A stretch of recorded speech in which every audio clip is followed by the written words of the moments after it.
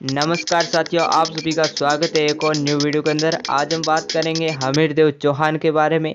हमीरदेव चौहान के पिता का नाम जयतर सिंह था। इन्होंने अपने जीवन काल में ही अपने छोटे पुत्र हमीरदेव चौहान को योग्य होने के कारण अपना उत्तराधिकारी बना दिया था। हमीरदेव चौहान रणथंभौर के अंतिम शासक थे, जिन्होंने 1282 से लेकर 1301 तक राज्य किया था। इनकी तुलना रणथंभौर के महान शासकों में से की जाती है। हमीरदेव को चौहान काल का कर्ण भी माना जाता है।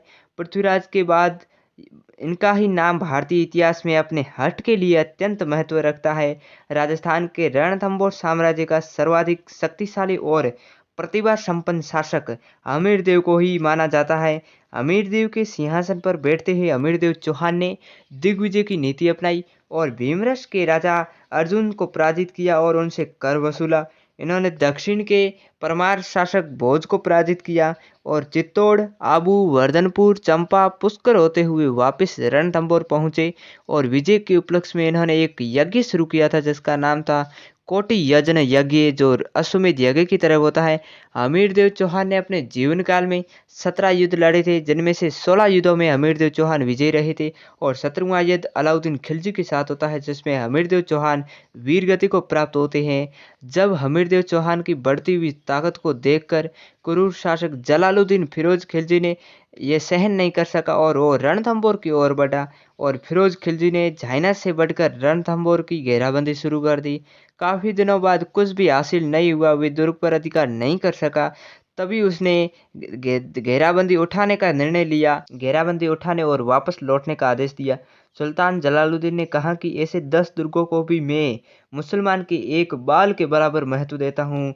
ज्यों ही सुल्तान की सेना लौट गई और हमीर ने झाइना पर पुनः अपना अधिकार कर लिया था। लेकिन 1296 में जलालुद्दीन का भतीजा और दामाद अलाउद्दीन खिलजी उसकी हत्या कर दिल्ली का सुल्तान बन जाता है। अब अलाउद्दीन खिलजी चौहानों की शक्ति को सहन नहीं कर सका और रणथंभौर जीतने की योजना बनाने लगा। और अलाउद्दीन की सेना में से दो व्यक्ति थे, एक मोहम्मद शाह और दूसरा केहबरू, जिन्होंने लूट का माल लेकर हमीरदेव से शरण ले ली थी और हमीरदेव के पास आ गए। हमीर ने शरण में आए हुए व्यक्तियों को वापस देने से इनकार कर दिया था। अब अलाउद्दीन क्रोधित होकर रणथंभौर पर आक्रमण करने का आदेश दे दिया और अलाउद्दीन खिलजी ने 1299 में अंत में उलुग खां और नुसरत खां के नेतृत्व में शाही सेना को रणथंभौर दुर्ग पर आक्रमण करने के लिए भेज भी दिया।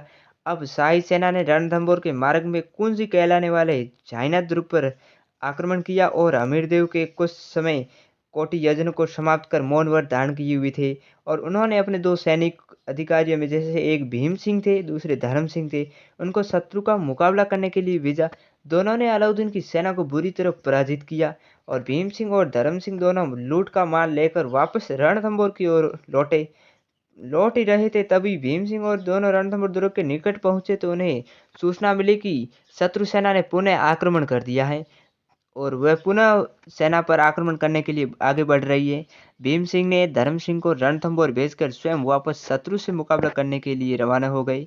और इस बीच उलुग खां राजपूतों की सेना को परास्त किया और जिसमें भीम सिंह लड़ते हुए वीर गति को प्राप्त हो गई।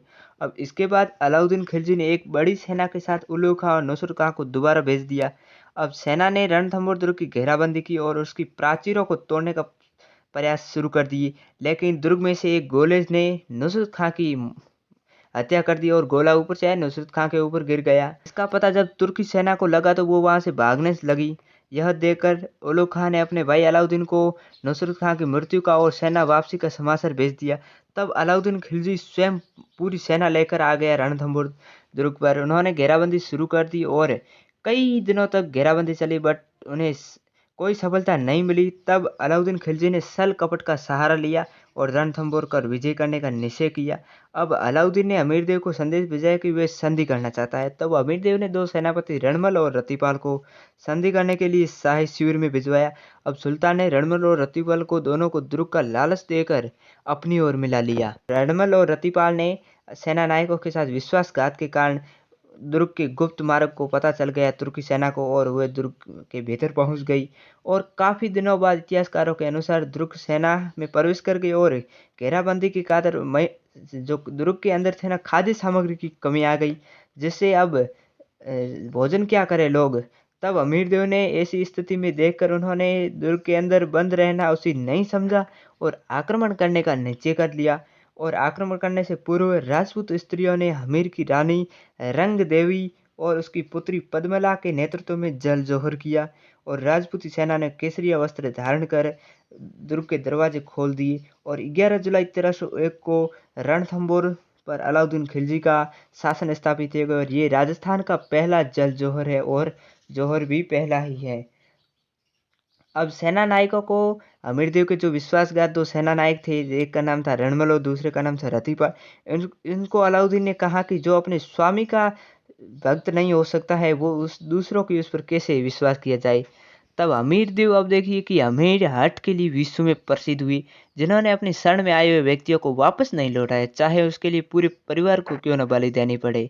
और इनके लिए अमीर के बारे में कहा गया है कि सिंह सवन सतपुरुष वसन, कदली फलत एक बार, तिरिया तेल हमीर हट चढ़े न दूजी बार। अमीर देव ने अपने पिता के जय सिंह के 32 वर्षों के शासनकाल की याद में रणथंभौर दुर्ग में 32 खंभों की छतरी बनाई, जिसे न्याय की छतरी भी कहते हैं। अमीर देव ने अपनी पुत्री पद्मला के नाम पर एक तालाब पद्मला तालाब बनाया था। अमीर के दरबार में बीजादित्य नामक एक कवि रहता था। अमीर की मृत्यु के साथ ही रणथंभौर के चौहानों की शाखा भी समाप्त हो गई। अगर दोस्तों आपको ये वीडियो पसंद आया तो वीडियो को लाइक कीजिए और चैनल को सब्सक्राइब करके ऑल नोटिफिकेशन पर भी क्लिक कर दीजिए।